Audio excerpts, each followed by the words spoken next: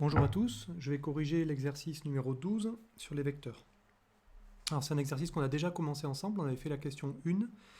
Vous pouviez faire tout seul la question 2, mais c'était un petit peu compliqué. Et la question 3, on n'avait pas encore fait le cours. Donc maintenant que vous avez vu les vidéos vecteurs 1, 2 et 3, ben vous êtes en mesure de les chercher. Donc ce que je vous conseille de faire, c'est de chercher les questions 2 et 3 avant de regarder la vidéo. Alors, je vais recommencer depuis le début. Placez les points M, N et P qui vérifient les trois relations qui sont juste après. Alors le point M vérifie la relation AM égale AB plus AC.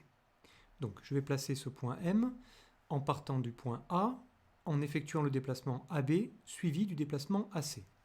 Donc je commence par tracer le vecteur AB à partir de A. Le voici. Et puis maintenant, il faut que j'effectue le vecteur AC, le déplacement AC à partir de A. Alors à partir de B, pardon. Donc pour faire ça, je vais regarder le vecteur AC. Ses coordonnées sont 1, 2 en abscisse et 1, 2, 3, 4 en ordonnée. Donc je vais l'écrire. AC a pour coordonnées 2, 4. Donc je vais effectuer ce déplacement à partir de B. Donc je compte 1, 2, 1, 2, 3, 4. Et j'arrive ici au point M.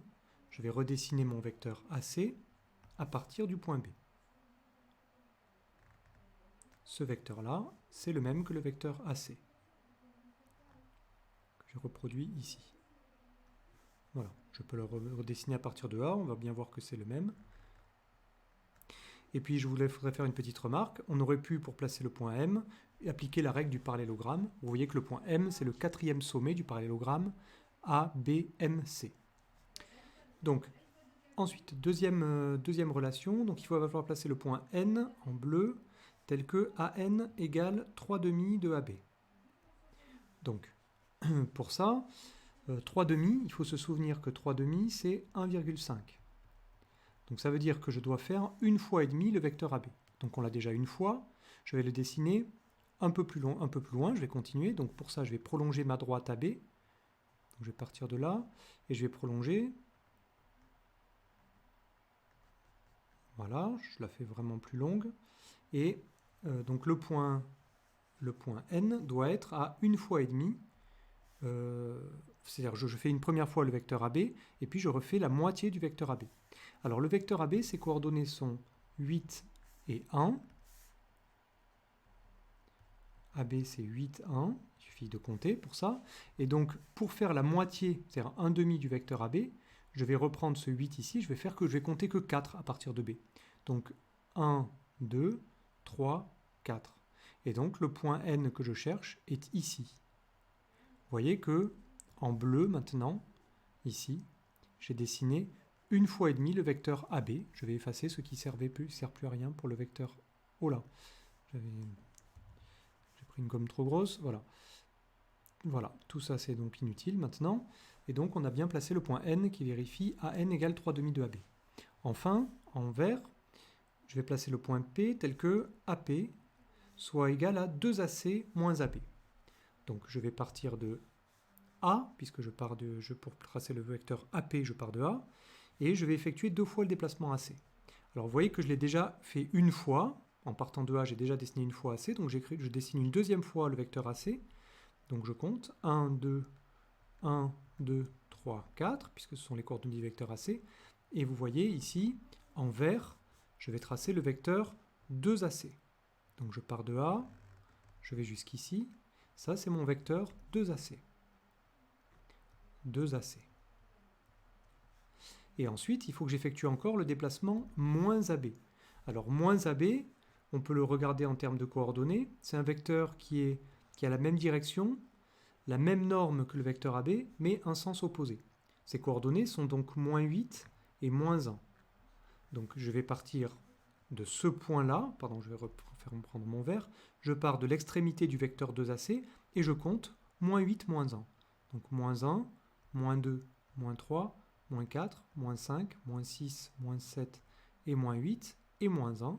Et ici, j'obtiens le point P. Je dessine simplement le vecteur moins AB là en vert.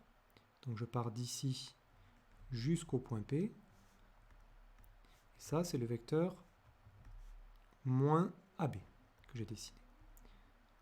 Vous voyez que par rapport au vecteur AB qui était juste au-dessous, c'est vraiment le vecteur opposé, c'est-à-dire même direction, même norme, mais des sens opposés. Alors maintenant, on va faire la question 2. Question 2, il va falloir utiliser la relation de Schall. On vous demande d'exprimer Mn, le vecteur Mn, en fonction des vecteurs AB et AC, c'est-à-dire Mn égale, et puis ici, une formule avec AB, où figure que AB et AC. D'accord? Ça, c'est mon objectif. Donc, je vais effacer. Pour faire ça, regardez le point M. Le point M, il a été défini, ici, là, avec la relation que j'avais soulignée en noir, à partir du point A. C'était le vecteur AM qui était égal à AB plus AC. Ben ça nous engage à décomposer le vecteur Mn en introduisant, ici, si vous voulez, le point A. Je vais décomposer avec la relation de Schall en passant par le point A. Donc ça donne Mn égale Ma plus An.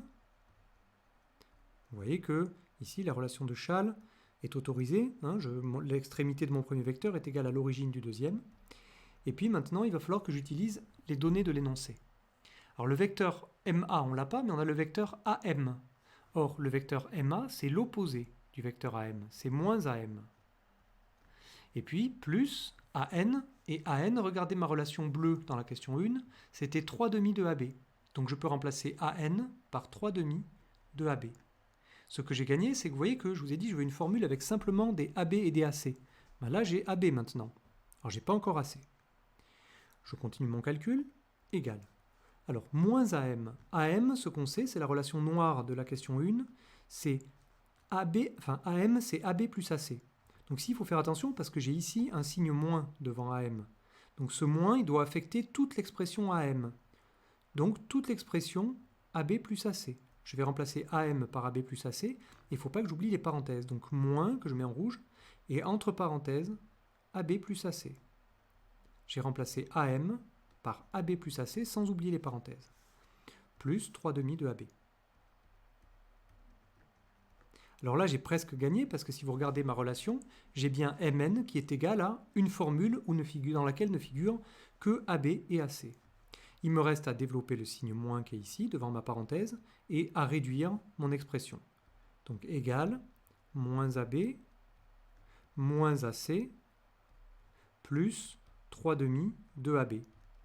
Alors comment est-ce qu'on va réduire? Eh bien on va regrouper les termes de même nature, c'est-à-dire ici le vecteur AB, j'ai moins AB et 3 demi de AB. C'est comme quand j'avais moins x plus 3 demi de x, je vais les regrouper.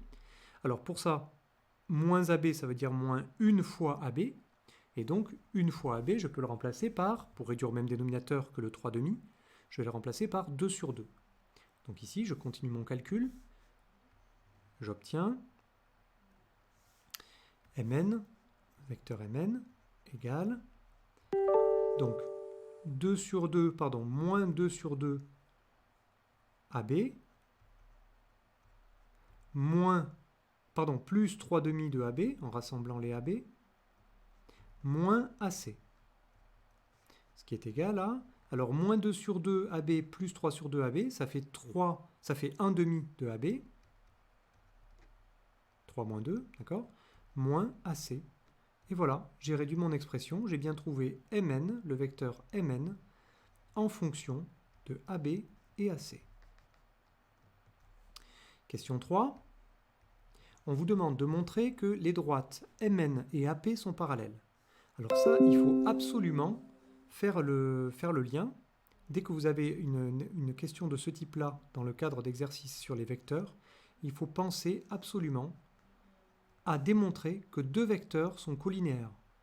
Parce que si je montre que le vecteur, par exemple, Mn et le vecteur AP sont colinéaires, donc ici on va montrer que, ce que je vais écrire, que Mn et AP sont colinéaires. Ça voudra dire qu'ils ont la même direction, ça veut dire que les droites Mn et AP sont parallèles. Donc ça va être notre objectif. Alors, qu'est-ce que ça veut dire que deux vecteurs sont colinéaires? Ça veut dire que l'un est égal à un certain nombre de fois l'autre. Alors, regardez le vecteur AP. Le vecteur AP, je vais le réécrire.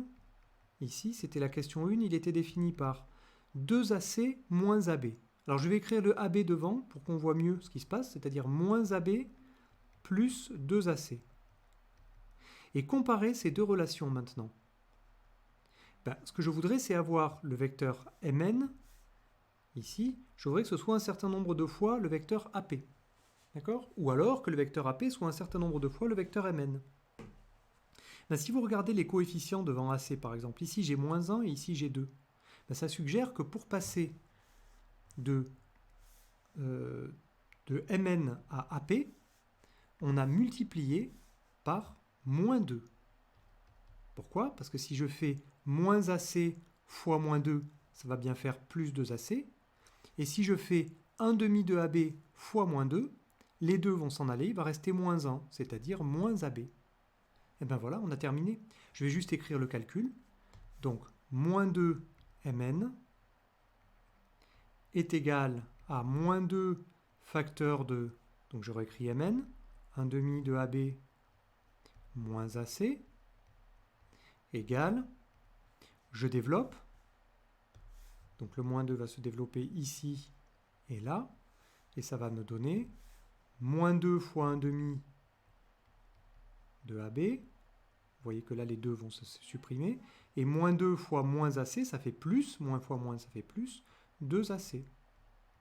Et ici, c'est ce qui se passe que je disais tout à l'heure, c'est-à-dire que le 2 et le 2 se suppriment, il reste juste moins 1 AB, c'est-à-dire moins AB, donc moins AB plus 2AC. Mais moins AB plus 2AC, qui est ici, c'est rien d'autre que le vecteur AP. Donc ici, finalement, notre calcul est égal à AP. On a donc démontré que le vecteur moins 2Mn, je vais finir juste là, faire un peu de place ici, on a donc démontré que moins 2Mn